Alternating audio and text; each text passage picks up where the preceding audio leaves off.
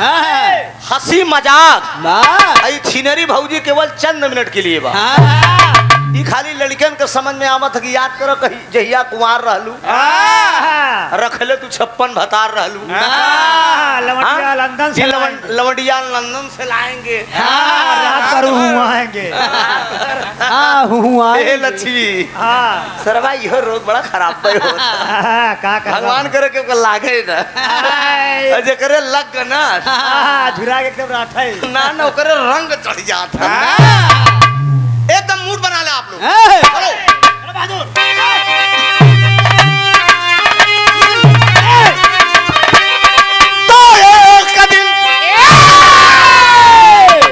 तो एक दिन माधव कृष्ण मुरा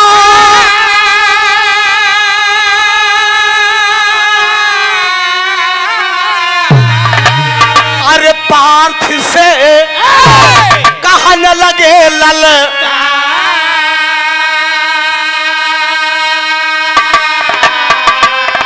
अरे बड़का भैया माना पतिया अब हमार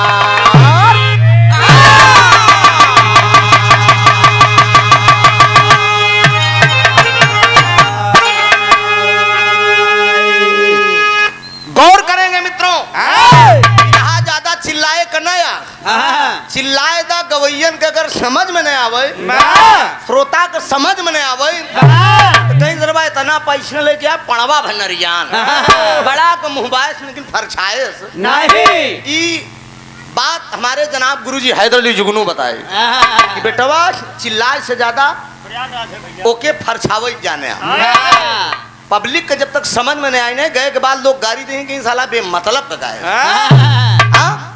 बहुत हाव भाव बनावे की जरूरत नहीं बात स्पष्ट होनी चाहिए पब्लिक में लोग जाने के बाद याद करें कि हम धोती कुर्ता पहन के खड़े हैं ये भी खड़ी हैं इस समय तो बैठी है खड़ी नहीं है लेकिन खड़ी होगी जब खड़ी होगी तब खड़ी होंगी हाँ अभी तो बैठी है तो जब ये खड़ी हुई इस समय हम खड़ा है हमार चले ये सूट सलवार हम धोती कुर्ता आप लोग बिरहा कलाकार के नाम से हमें बुलाए हैं समझा ऑर्केस्ट्रा या लॉलीपॉप पर नहीं मान सिंह यादव जी हरिपुर पट्टी से 100 रुपया का पुरस्कार बाबू को प्रणाम एक दिन 16 कलापूर्ण भगवान कन्हैया दुनिया का मालिक द्वारिकापुरी से हस्तिनापुरी आए आज जब हस्तिनापुरी से आए तब माई कुंती का चरण स्पर्श करें जानकी चाची माई कुंती का चरण स्पर्श करें जानकी चाची के बड़ा प्यार रहन कि दोनों जने आवे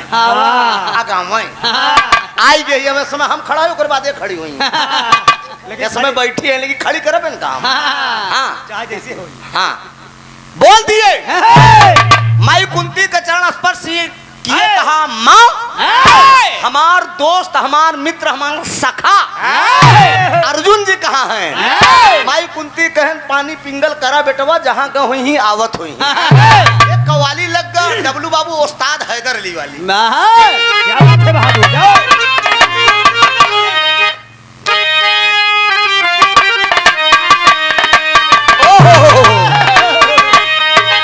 कोई हैदर नहीं होगा दोस्त एक जात का मुसलमान हो गए भारत देश नहीं विदेश तक बिरहा कायम कर दिए दोस्त एक जोरदार ताली हमारे गुरुजी हैदर अली के नाम पे बजा दो कोई नहीं होगा लक्ष्मी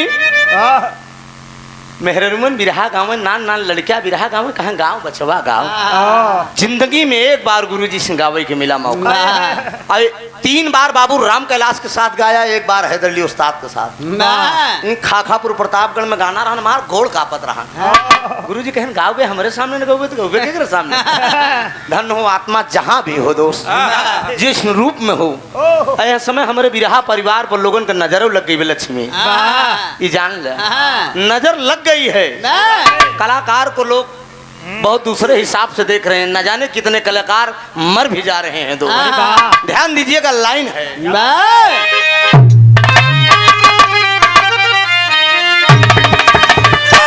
यह लाइन है कि अरे काबे में अरे तेरा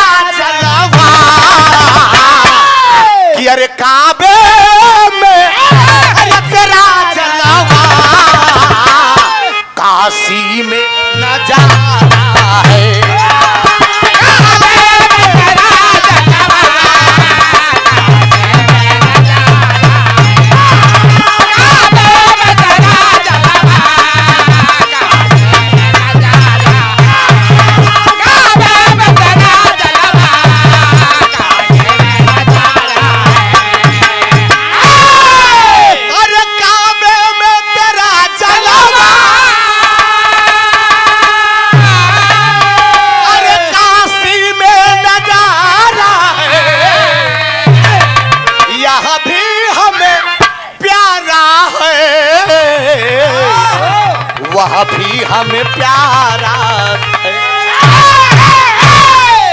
ये भैया काबे में तेरा जलवा, काशी में नजारा है। हाँ, यह भी हमें प्यारा है और वह भी हमें प्यारा है। उस्ताद गावत है इन्हें कि मजहब दोनों एक है, बस बदला करीना है। अरे गोकुल कान्हा के भवन, हजरत का मदीना है।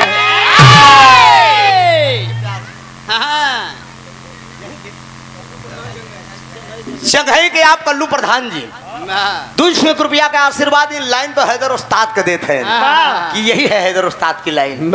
लेकिन हमारी तरफ से बात नहीं गौर कराई लाइन पे इसी पे।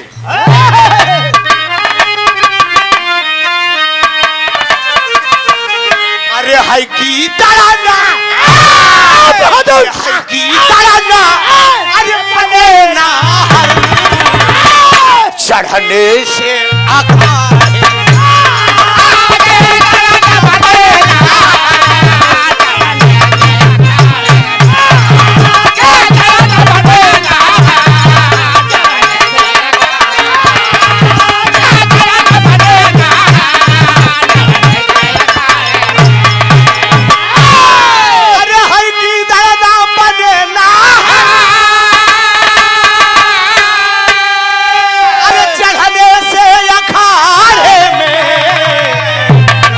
गदहाना, अरे बने पंडित चंदन के लगाने से।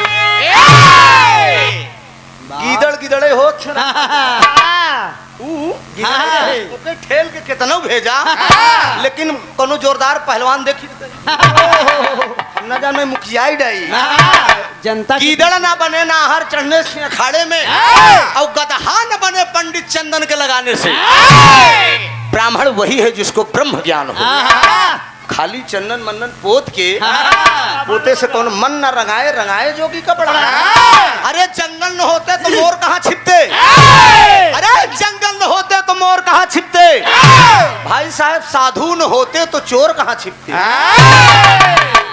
मिलवा में जने मारुति बाबा आए, हम गए स्नान करे देखे, उनके अगल बगल बॉडीगार्ड से पूछे हम कि बाबा की ये सब क्यों है, कहें ये सब विदेशी कुमारी लड़कियां अन्य है। दूरिया के बाद छोड़ा यह यही मनगढ़ बा कुंडा में, कृपालू महाराज के धाम बा मनगढ़।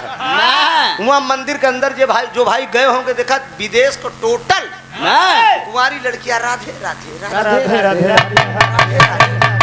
एकदम आपको विदेशी लड़की मिलेगी एकदम कुंवारी, एकदम माला जपत हम न जाने कमन मोह माया कृपालू महाराज करा। कहानी की शुरुआत यही से है। दरदार दारा दारा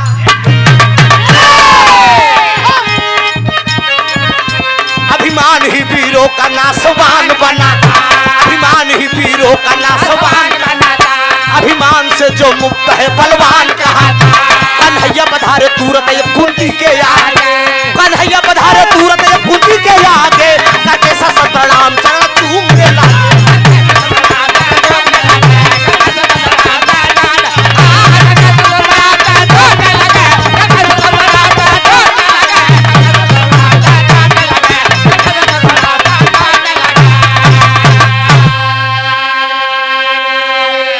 अभिमान ही वीरों का नाशमान बनाता, अभिमान से जो मुक्त है बलवान कहता। घमंड है जिंदगी में इंसान का सबसे बड़ा आहार है। जेकरे घमंड हो गया, चाहे हम भाई या कोई भी हुआ, ये समझ लीजिए उसकी सीमा समाप्त। 16 कला पूर्ण भगवान कन्हैया हस्तिनापुर पहुंचे, माई कुंती से कहन अर्जुन को बुलावा। पानी पिंगल करत है इतने में अर्जुन जी आई गए। जब अर्जुन जी आई गए तो कन्हैया कहन अर्जुन एक काम करे, कहन का कहन चलता है आज जंगल में शिकार कई आई तो तेरी का भाव बा आए हाय।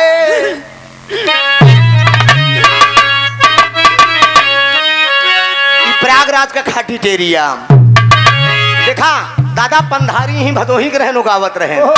अरे रामा रामा पुजारी सारे पंडावा भाई,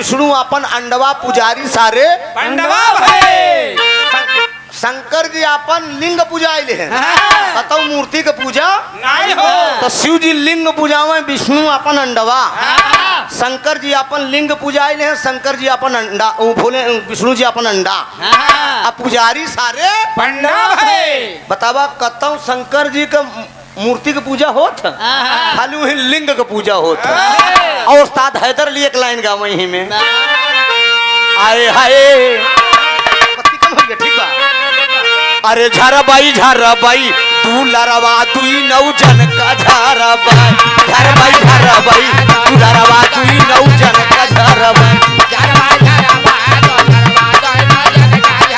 हाँ तो तोहरा बुरका फारा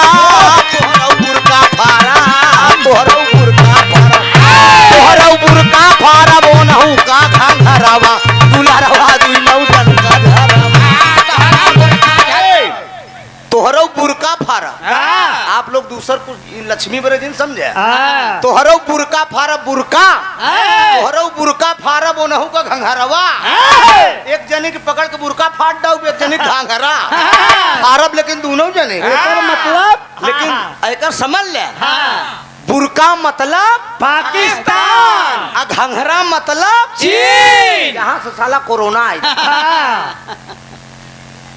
तब बुरका पाकिस्तान बुरका तो तोहरो बुरका फारा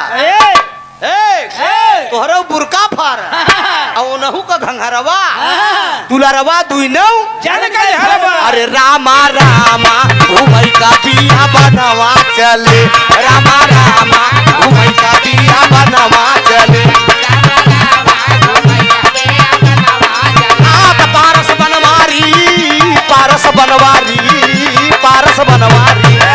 पारस बनवारी रखिए के तू नौ जनवा घूमई का पिया बनवा चले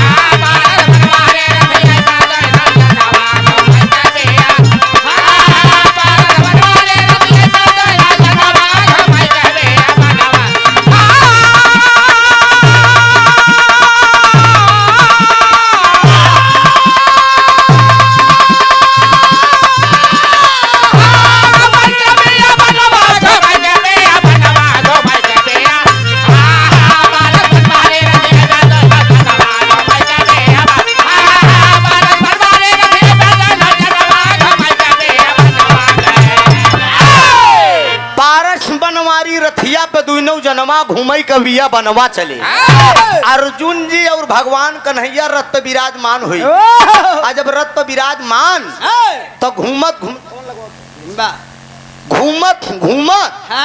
पियाबान जंगल में पूरी दोपहरिया बीत गई गर्मी का महीना प्यास में व्याकुल लेकिन शिकार मिला नहीं इतने में अर्जुन जी को बड़ी तेज प्यास लगी रथ वापस चला आए अर्जुन जी भगवान कन्हैया से कहन कन्हैया इस शिकार करे बरे आए रहे एक को शिकारों नहीं मिला प्यास भी लग गई हमका कहूँ से पानी पियाई दे भगवान कन्हैया कहन कि अर्जुन यहाँ तो कोई गांव नहीं दिखाई दे रहा है चलो कुछ दूर पे हो सकता है तुझे मैं पानी पिला दूं बाबूजी कुछ दूर पे गए एक माया को कुटिया देखा अब भगवान कन्हैया तुरंत अपन भेष बदल रहे कन्हैया ब्राह्मण बन गए एक बुढ़ा ब्राह्मण बन गए अर्जुन जी के अपन चेला बनाए रहे तो जब पहुंच गए तो आवाज दे रहे तर्ज है नहीं झूलने के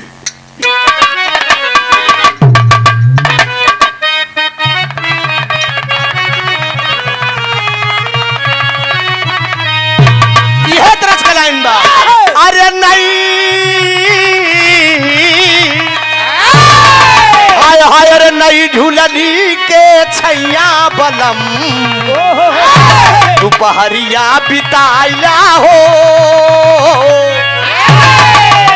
यूट्यूब पे गाना है बड़ा तहलका मचा कई मिलियन में चला गया जब मोदी जी प्रधानमंत्री जी जब फ्री में गैस सिलेंडर बांटे रहे उस समय गाय दिन भैया दुई परानी हमार मेहरारू के बना हमार प्रीतिपाल बिरहा गायिका ओ गायन हम बने उनकर मराठ प्रीतिपाल हमसे कहन कि चूल्हा पे बने ना भोजनवा अरे चूल्हा पे बने ना भोजनवा बलम तनी माना कहनवा हो। चूल्हा पे बने ना भोजनवा बलम तनी माना कहनवा हो।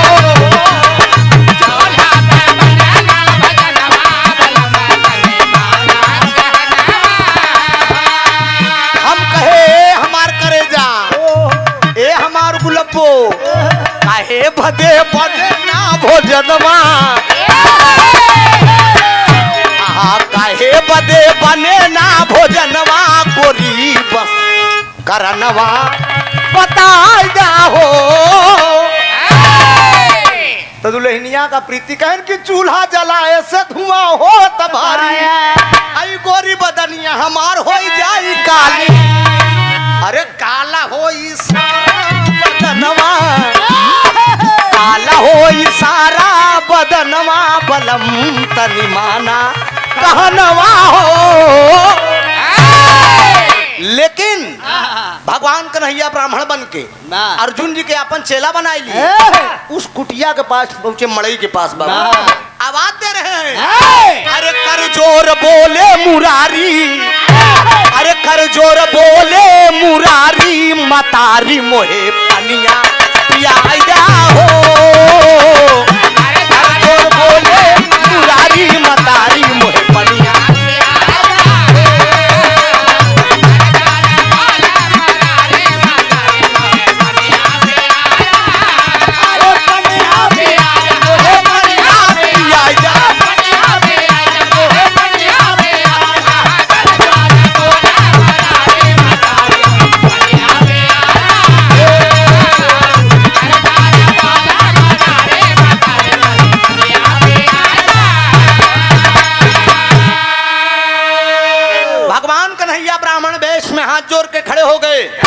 अरे माँ हम मनमास में हैं अगर इस कुटिया में कोई हो तो हमको पानी पिला दे। अरे भैया जब ये बात वो बुढ़िया बुढ़िया उस कुटिया के अंदर बैठी बा एकदम मरई के कगार पे एकदम चमड़ा उमड़ा झूल गया तो तर्ज अरे तो हो रे भरोसे मैया अरे मई जागरो पालियूं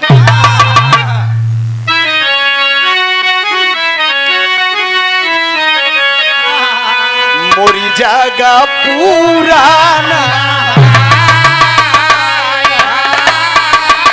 कहाँ अरे गैया के घियाना अरे होमिया करई बे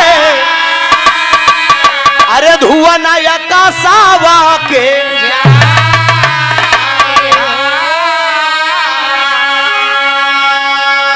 लेकिन भगवान कन्हैया बनवासी भेष में बाबूजी आवाज दिए अगर कोई कुटिया के अंदर हो तो हम बनवासी को पानी पिला दे। बाबूजी जब ये बात कुटिया के अंदर एक बुढ़िया बैठी हुई है तो वही करत का कहा लोटावा के पानी लई के अरे निकली बुढ़िया मयाना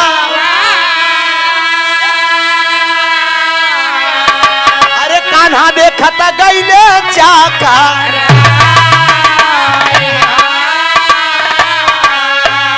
अरे वही तीन बाण कखरी में अरे दामे बुढ़िया मयनावा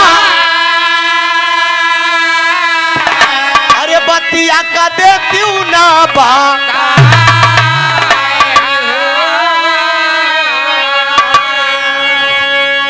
तीन बाण बुढ़िया का खरी में दाप से लई के पीतर के लोटा में पानी बाबूजी वो बाहर आ रही है। अर्जुन जी को बड़ी तेज प्यास लगी बा अर्जुन जी के जब पानी पियावे लाग बुढ़िया बाबूजी गट गट गट गट अर्जुन पानी करने कन्हैया कन्हैया भगवान बोल दिए अर्जुन से पानी न पिया हमका कुछ गड़बड़ लागत बा कहे न तनी देर से हमारे प्यास लगी बा और तू हमका पानी न पिए देबा कहे ना ना ना पानी हम यहाँ बदे न पिए देव की बुढ़िया मरे के कगार पे आई बा एकर हड्डी हड्डी एकदम हिल गई बा चमड़ा एकदम झूलत बा लेकिन पितरे के लोटा में पानी ले बा कखरी में तीन बाण दाबे बा बात का आया इतने में अरे तीन बाण कखरी में अरे दाबे बाटू हो मयानावा अरे भेदवा का देती ना बा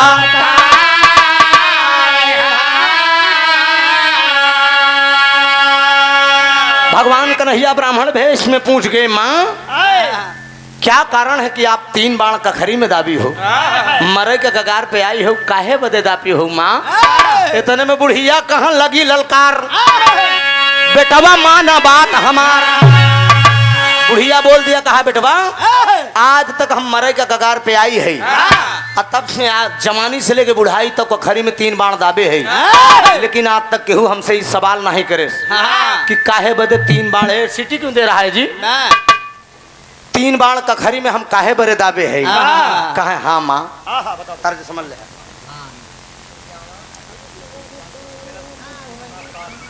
विश्वनाथ पाल सूर्यावा बंसीपुर से 100 रुपया का पुरस्कार। तर्ज है,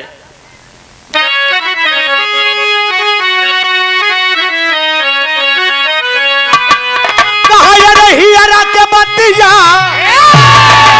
अरे हियरा के बतिया, अरे तपनिया बुझाए जा बनावा का भेदावा, मयरिया बताए जा बनवा का भेदावा, मयरिया बताए जा बनवा का भेदावा।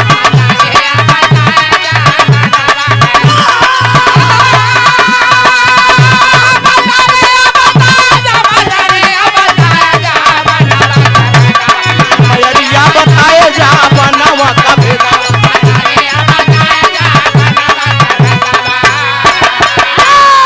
अरे बुढ़िया कहे कि बेटा माना मोर कहानवा, अरे हमारे जिंदगी में बाटन 3 दुश्मनवा।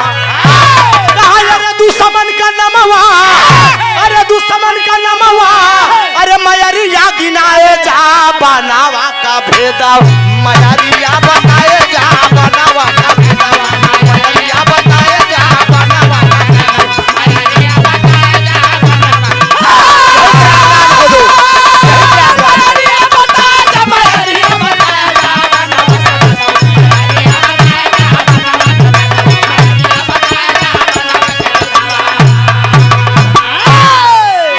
कन्हैया बनवासी में बनवासी भेष में पूछ बैठे, कहन माँ पानी हम तब पियब, पानी हम तोहरे कुटिया में तब पियब कि पहले ही काहे कखरी में 3 बाण दाबे। बुढ़िया कहे बैठ जा बेटवा, अब बाबूजी बिछा दिया अपने कुटिया में, भगवान कन्हैया और अर्जुन दोनों जने बैठ गए। अब ब्राह्मण का भेष मनाए हैं, और जब दोनों जने बैठ गए तो बुढ़िया बताओ कि अब हमार बात सुना। आए है तरज कलान में कहा दोबारा आई गयू काहे बदे, अरे दुल्हन दोबारा आई गयू काहे बदे। लक्ष्मी लेट गई, अच्छा लेट रहा, लगातार प्रोग्राम चलत, कलाकार कितनी मेहनत करी। बाबूजी हमहू महारथियों हमहू बहुत थका है। हमारे भाई की लड़की की बारात आई थी 8 तारीख 9 तारीख कल 12-1 बजे विदाई है। लड़का फौजी जवान है, बड़ा बढ़िया चरपहिया वगैरह सब भाई साहब हमारे दिए, हम एकदम थक लस्त हो गए बाबूजी। लेकिन का करी, इतने में 10 प्रोग्राम गाई तो थकाई नहीं लगा जितना शादी में लग गई थकाई। लेकिन देखा ये प्रयागराज के खाटी भाव हुआ। आए हाय कहा अरे झकोरा मारे झूलनी, अरे झकोरा मारे झूलनी, वही साड़ी लहराई रे झकोरा मारे झूलनी।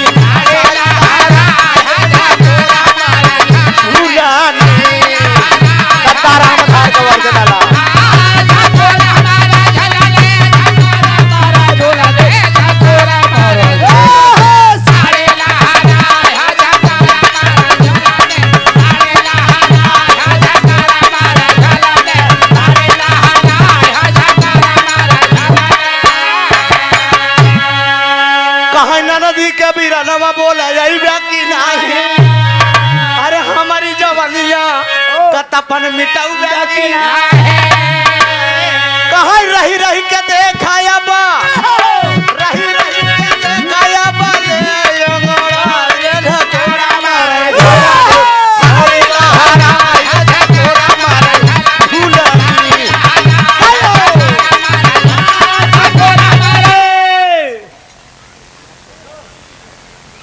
हरिपुर पट्टी से आप गुलाब चंद यादव जी, बीडीसी साहब ₹51 का पुरस्कार। ये लाइन हम जब 2017 में भोजपुरी बिग गंगा चैनल पे गए थे, टेलीविजन पे आप लोगों ने मुझे देखा होगा।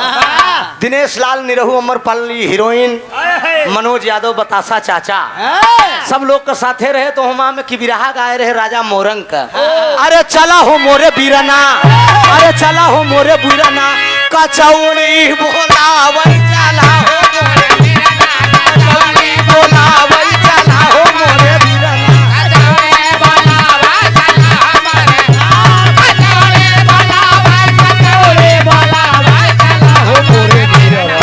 कचौड़ी बोलावई चला हो मोरे बीरना।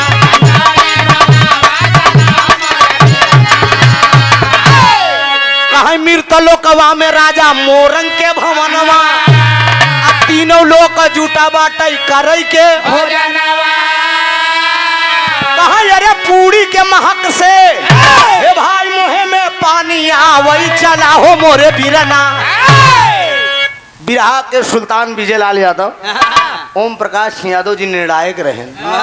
हाँ, मीनाक्षी राज के साथे मुकाबला भा। पहले राउंड में मारे तड़ाक देना एकदम जल्दी से कहने का एक छाटा नहीं थी, बिना कापी किताबी का वक्त मारी भाई सब लहाई दे। हम चैलेंज देते हमके जेकर जवन इच्छा हो तो गाय हमसे आधार बंदी छंद कहरा डमरू हलक बांध वीर रस कांड जवन जेकर इच्छा हो। लेकिन गाना पे ध्यान दे बाबूजी, ई बुढ़िया भगवान कन्हैया को अर्जुन जी को बैठा दिया। बैठाए के बाद भगवान कन्हैया पूछे कहन माई तीनों बाण काहे दबाए यहाँ। तो बुढ़िया बतावत कि बेटवा एक बाण मरबई, अरे बेटवा एक बाण मरबई, यशोदा जी के तान के एक बाण मरबई, यशोदा जी के तान के एक बाण मरबई।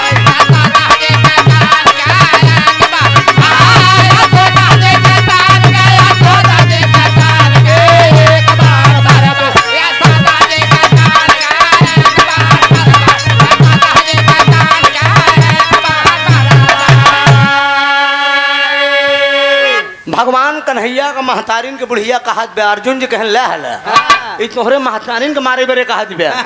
अरे कहने का मालूम थोड़ी के बा हम कन्हैया है कहे काहे बदे मरबू। बात काया तनी का तमाखन चोराए रहे काधा, कहा यार कछरी में बांध दे मोरे भगवान के एक बाण मरब, यशोदा जी के तान के एक बाण मरब।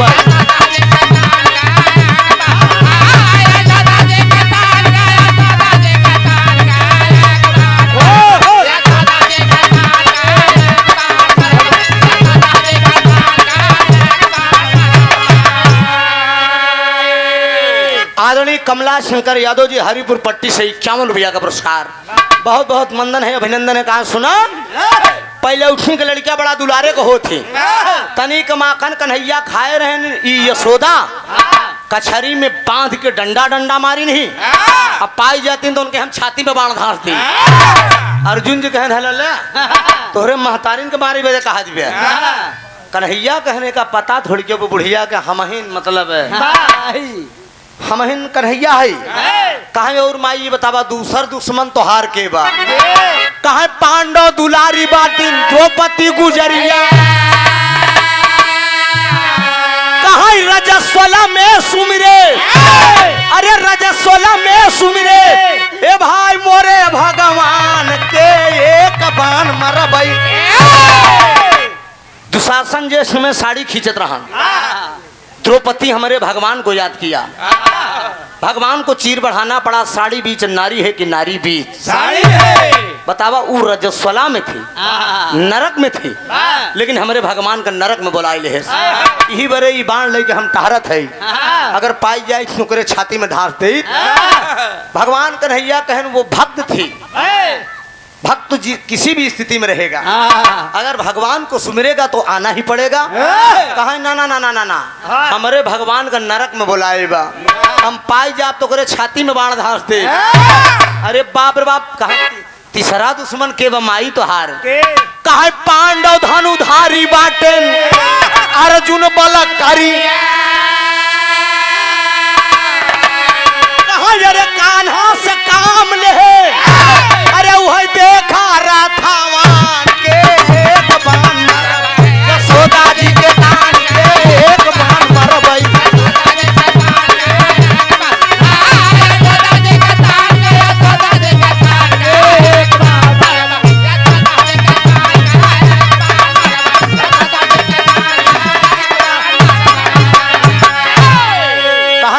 कहाँ का बहादुर हैं, कहाँ का राजा महाराजा हैं। अपना रथ पे बैठ के बाण चलावत रहें, हमारे भगवान से रथ हकवावत रहन, वही अर्जुन। अर्जुन जी का हालत खराब एकदम। कन्हैया कहाँ कहे का मालूम न हो कि हम अर्जुन है, नहीं तो बहन तुरंत ही धांस दे। कहन बड़ा बहादुर बन रहा पारस, पल भाजत पर ले करे वाला एक बुढ़िया के बाण से डरात है। कहन भगवान बचावा, नहीं जान जाए कि हम अर्जुन है तो फिर समझ ल कि वही नहीं मड़ई में ऐसी की तैसी कही दी। शांत रहा शांत रहा, एका नहीं पता है ये अर्जुन। बुढ़िया का नहीं मालूम कि तू अर्जुन है, हम कन्हैया है। भगवान कन्हैया बोल दिए कि माँ क्या चाह रही हो तुम ये बताओ। कहन बोलो जो चाहोगी मैं पूरा करूंगा। बुढ़िया का है सुना बेटवा, अगर हमारे मन का बात जाने चाहते हैं, हम तीनों रूप देखे चाहिए थे। जैसे बचपन में भगवान कन्हैया कचहरी में बना रहे, कचहरी में माखन खात रहे, यशोदा बांध के डंडा डंडा मारत रहे, और द्रौपदी के चीर बढ़ावत रहे मुरली मनोहर। अहर अर्जुन बाण हाकत रहे, कन्हैया हमरे से हाकत रहे। यही तीनों रूप दिखाई दे। भगवान कन्हैया बोल दिए कि तीनों रूप दिखा दूंगा माँ, लेकिन एकरे बदले में तो हमका देबू का। त्रिवाचा बनाई लिया भगवान कन्हैया, हम जवन मांगत तवन दे दी हूँ। आल्हा का भाव लग गया, बुढ़िया मांग क्या रही है।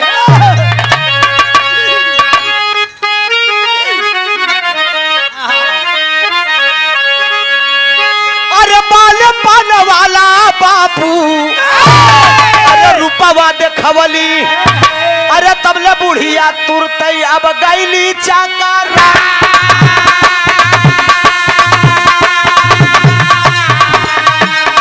चाहिए चाहिए जैसे यशोदा के पकड़े चली बबुआ।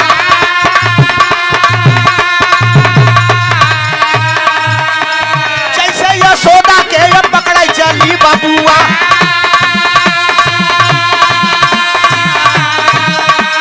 आखिया खोला है अब तुरंत भगवान।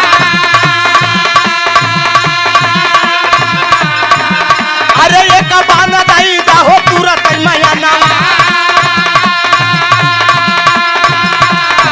अरे एक बान तुरंत दई मैया नाम।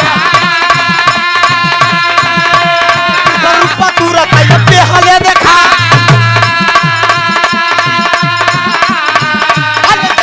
रूपावा कन्हैया हो देखावले।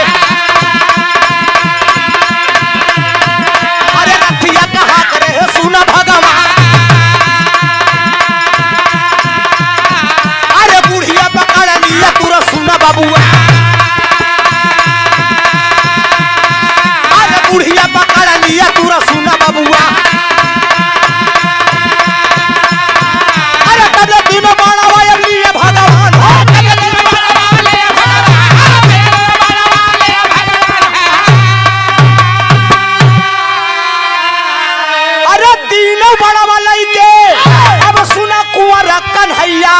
बुढ़िया तो बोल लगी तुरंत ललकार हो। बुढ़िया तो बोल लगी तुरंत ललकार।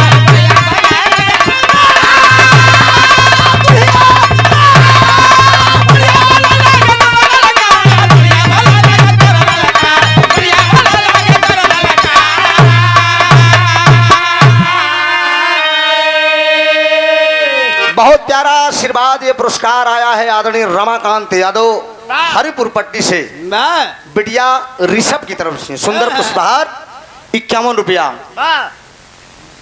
उमाकांत यादव हरिपुर पट्टी से आप श्वेता की तरफ से 51 रुपया। बहुत बहुत प्रणाम। सुंदर पुष्पहार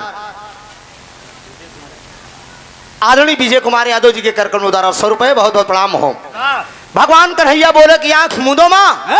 और जब बुढ़िया आंख मुने तो पहला रूप वही बाले पनवाला दिखाए, कचहरी में बंधा एकदम माखन खात है। यशोदा के जैसे बुढ़िया पकड़े चली। भगवान कन्हैया बोलो कि आंख खोलो माँ। और जब आंख खुल गई तो भगवान कन्हैया कहन ए माँ। अबे ब्राह्मण भेष में है, कहन जरा इसमें से एक बाण हमारे हवाले कर दो। एक बाण उठा के बुढ़िया दे भेष। दूसर फिर भेष द्रौपदी के चीर बढ़ावत हैं। द्रौपदी के जैसे बाण चलावे चली बुढ़िया। कहन जरा आँख खोलो माँ। दूसरा बाण ले ले। आ जब अर्जुन जी रथ बाण चलावत है कन्हैया हाकत है और जैसे बुढ़िया पकड़े चली कहे ना आँख खोलो माँ।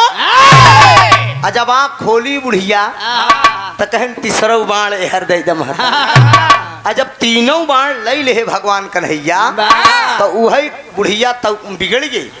कहा बाण तो ले ले लेकिन तीनों जने के हम बिना जान से तो बख्श दी लेकिन शान जरूर मार दे, श्राप जरूर दे दे।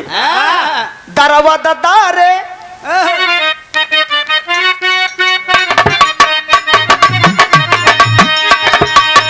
तीनों जने के शराब दई बिहाली।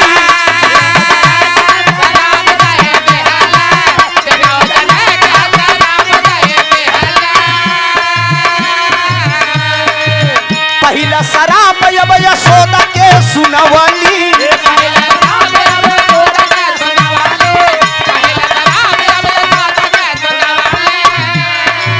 मरद की बेरी बेटा के मुंह न देख पा।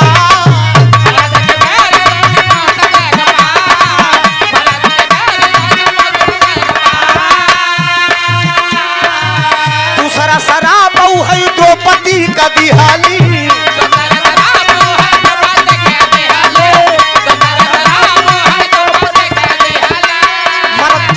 पति के मुंह न देख पा।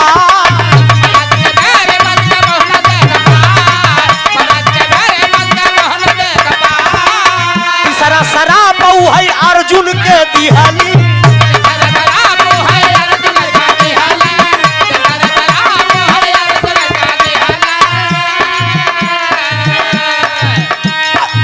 गांडव धनुष सुना रखा रही जा।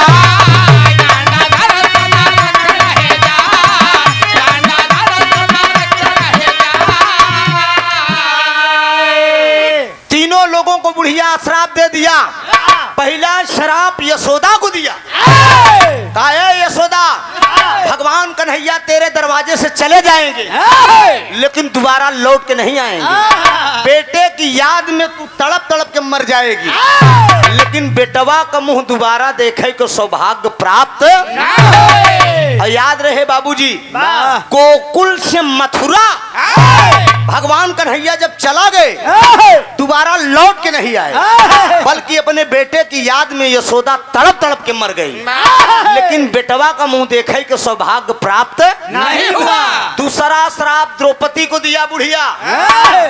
द्रौपदी जिस समय पांचों पतियों समेत हिमालय पर्वत पे तुम गलने के लिए जाओगी तो हर पांचों पति आगे निकल जाएंगे। तुम हिमालय पर्वत पे पहले मर जाओगी। और जब पहले मर जाबू तो मरद की बेरी पांचों मनसेधु को मुंह देखे का सौभाग्य ना हो। ऐसा हुआ मरते वक्त में द्रौपदी अपने पांचों पतियों का मुंह नहीं देखा। अब अर्जुन का नंबर आ गया। पुरुष बलि नहीं होता है समय होत बलवान। पुरुष बलि नहीं होता है समय होत बलवान। भीलन छीने गोपिका वही अर्जुन वही बाण। वही गांडो धनुष था वही अर्जुन थे। कोल भील के राजाओं से जब मुलाकात हुई जंगल में कोल भील का राजा से जब मुलाकात भई ये भैया कोल भील के आगे अर्जुन का गांडो धनुष नहीं काम करे। अर्जुन जी कोल भील के राजाओं से हार गए तो यही श्राप बुढ़िया ने दिया। और जब बुढ़िया तीनों जने के श्राप दे देश तब 16 कला पूर्ण भगवान कन्हैया तुरंत ही ब्राह्मण का भेष छोड़ के तुरंत ही अपने असली रूप में आई। और जब असली रूप में आई गे अर्जुनो जी अपने भेष में बुढ़िया जब देखे दोनों जने के तो मुरली मनोहर के पैर पे गिर गई। भगवान पर कन्हैया के चरण पे गिर गई। कहे बार दुनिया के मालिक आप मेरे दरवाजे पे वो भी बाबूजी एक बुढ़िया के दरवाजे हम अभागन के दरवाजे पे आप दीनदयाल दर्शन दे। कहन माँ बुढ़िया पैर पे गिर गई। बाबूजी उठाए के भगवान कन्हैया गले लगा लिए। भगवान कन्हैया गले लगा लिए। कहा माँ तुम मेरी भक्तिन हो मैं तेरे दरवाजे पे आया हूँ बोलो क्या चाह रही हो मांग लो जो मांगना हो। बुढ़िया कहा हमका कुछ न चाहिए प्रभु इतने दिन का हमार भक्ति मरद कगार पे आई है अब ऐसे बढ़िया और काम मिल सकता हमका। कहा नहीं नहीं मांग लो माँ जो मांगना हो। कहा दे के बा तो खाली एक एक वरदान मुझे दे। वाह। हमार पूरी जवानी बीत गई, पूरी जवानी बीत गई, लेकिन हमारे गोदी में कोई संतान नहीं है, हमारे गोदी में कोई लाल नहीं है। तो रामपाल चाचा गौर करेगा ना, बुढ़िया बुढ़ाई दाव मांगत बे कि हमारा आचार एकदम सुनिया है। जिंदगी पूरी बीत के जवानी बिताई डाए, बुढ़ाई के शरीर आई गई, लेकिन एक को लड़किया हमारे गोदी में नहीं है। भगवान कन्हैया कहन क्या चाह रही हो? पुत्र चाह रही हो? लड़किया चाहत हूँ, लड़किया यम जा लड़किया हो जाई। कहा ना ना ना, ऐसे नहीं, तू बड़ा धोखेबाज है। दादा पंधारी के लगे डब्लू,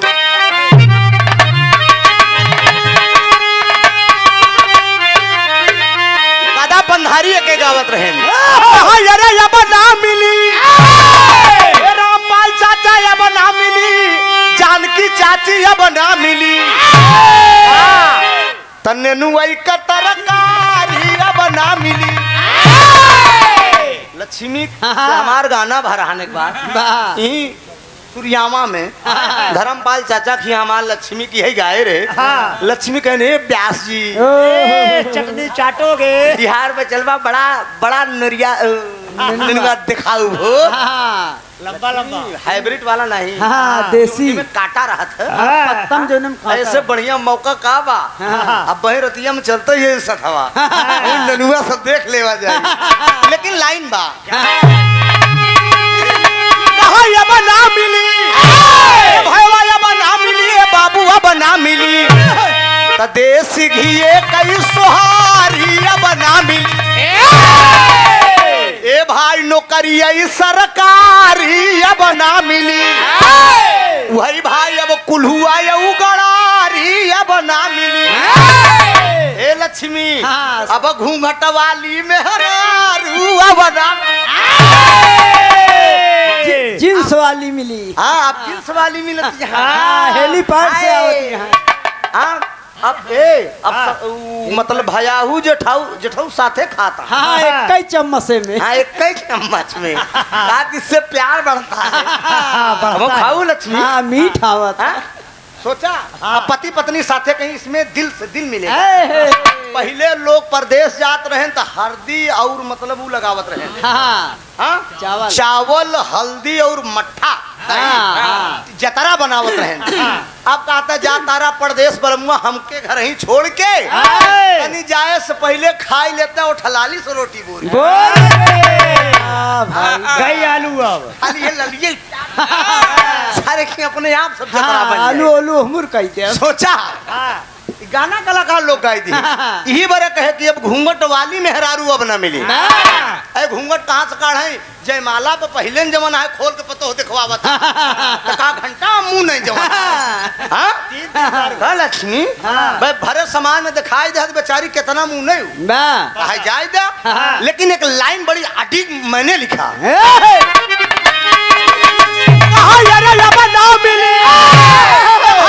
ना मिली बाबू अब ना मिली। अरे तचे कर मरी गई महातारी अब ना मिली।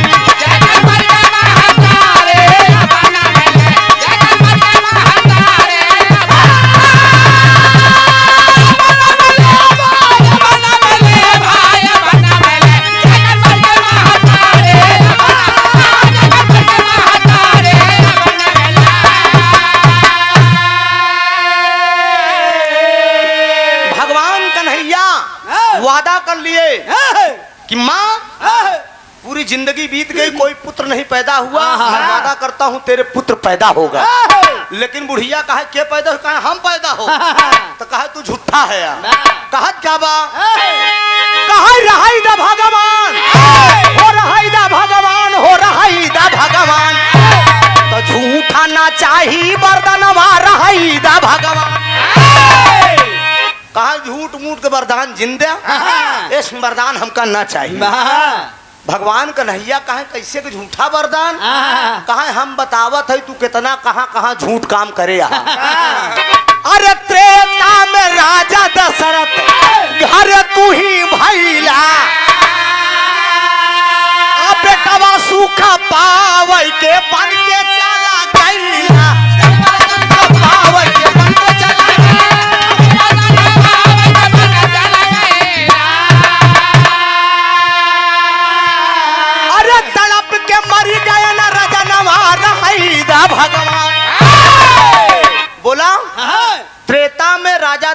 के बेटवा के रूप में राम रूप में भया।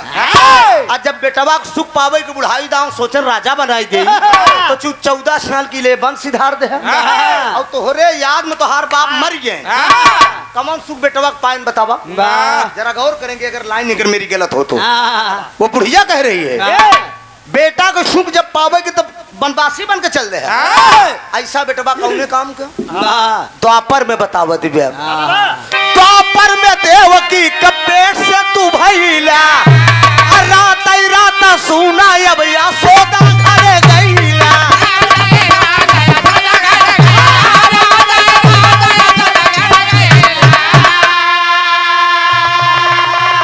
अरे तड़प के मर गई न मयनवा रही दा भगवान।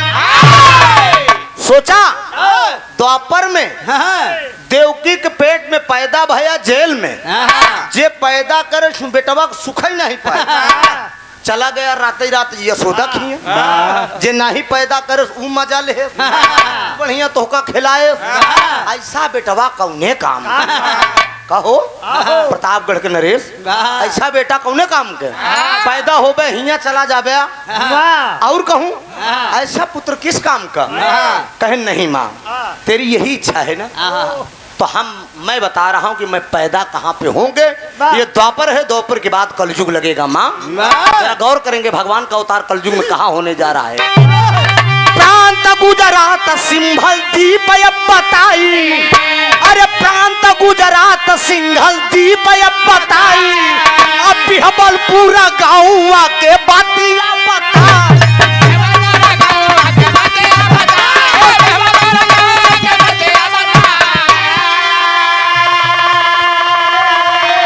अरे तो हूँ रहबू अब मयनवा रही दा भगवान। प्रांत गुजरात रहेगा, सिंघल द्वीप बिहबलपुर गांव, बिहबलपुर गांव के अंदर एक ब्राह्मण की तुम कुमारी कन्या रहोगी। ब्राह्मण की कुमारी कन्या रहोगी, शादी नहीं होगी तुम्हारी, मांग में सिंदूर नहीं चढ़ेगा, भौरी नहीं घूमोगी, लेकिन कलंकित मेरा अवतार होगा, यानी तेरे ऊपर कलंक लगेगा।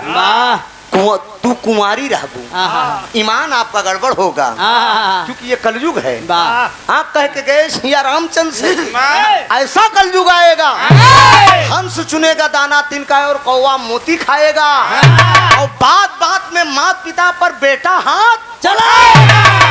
अब आजकल के जितना नया युवा पीढ़ी के लड़का है, अब बहन बाप तनिक गरमा खाली लक्ष्मी बोल दे बस तो तुरंत टटा जे कि हम भाग जाते हम ज्यादा कर फांसी लगा ले, मैं ट्रेन से कट जा, प्रदेश भाग जा। हाँ आजकल लड़कियां मोबाइल पर नंगाई जाती। हाँ सोचा मोबाइल पर नंगाई जे। हाँ जब नंगाई जी बाप बेचारा चाहे कमाई पावे चाहे नहीं, महतारी सहयोग कही दी, कहीं देवाई तो नहीं जमाना है कहूँ भाग जाए दिक्कत। दूसरे छोड़ा हमार छोटका बेटवा बड़का ले है 22,000, छोटका ले है 24,000। नंगाई का भैया देवा हमका कहेंगे देवोगे। मैडम हमरे कहें देवाई तो नहीं सियान हो यहाँ कहूँ ये कनखुरी यहाँ हमहू डेराई गे भाई, हमहू कहे साला इतना जर जमीन खरीद के घर द्वार बन। ब्राह्मण की तुम कुमारी कन्या रहोगी, कलंकित मेरा अवतार होगा, तेरे पेट से मैं पैदा होंगे माँ। और अब कब पैदा हो, कलयुग में कब पैदा हो, नीले रंग की मेरे घोड़े की सवारी रहेगी। अब मनई कितना बड़ा हुई है, जो चकवड़ के पेड़ आप देखे, चकवड़ के पेड़े के नीचे मनई छाई, अभी हमारा अवतार होगा। धरती पाप से भर जाएगी, बेटा अपने बाप को नहीं चिन्हेगा और बाप अपने बेटा को नहीं चिन्हेगा। अबे तो सरेआम टीवी पेपर पे पढ़ा था कि लड़कियन का बलात्कार होत बना, कलयुग में वो दिन आई जाई भाई साहब कि लौंडन के बलात्कार हो। समझा, लौंडन ऐसे जात रही, ऐसे लड़की मौका पाई यही बियर पी के दारू छान के झाड़ी खींच ले, समझ ला।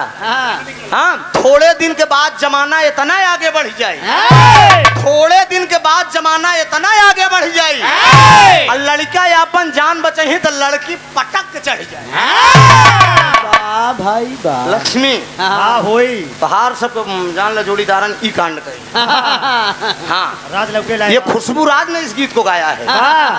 सुने हो ना, खुशबू राज ने जो गाया है वो गलत नहीं गाया है। हाँ। वो दिन आएगा, वो घड़ी आएगी। हाँ। भगवान बोल दिए बुढ़िया से हाँ। कि एकदम धरती पाप से भर जाएगी। हाँ। एकदम पापियों का विनाश करने के लिए कलयुग में मेरा अवतार होगा। बीबलपुर गांव में ब्राह्मण की तुम कुमारी कन्या रहो। वाह यही वरदान दे के भगवान मुरली मनोहर उस बुढ़िया के सामने से अंतर ध्यान हो गए। वाह जब अंतर ध्यान हो गए तो यहीं से गाना मेरा खत्म हो गया। वाह स्वामी गीतानंद अनंत भय भुल्लुर तज दिए कोतारी।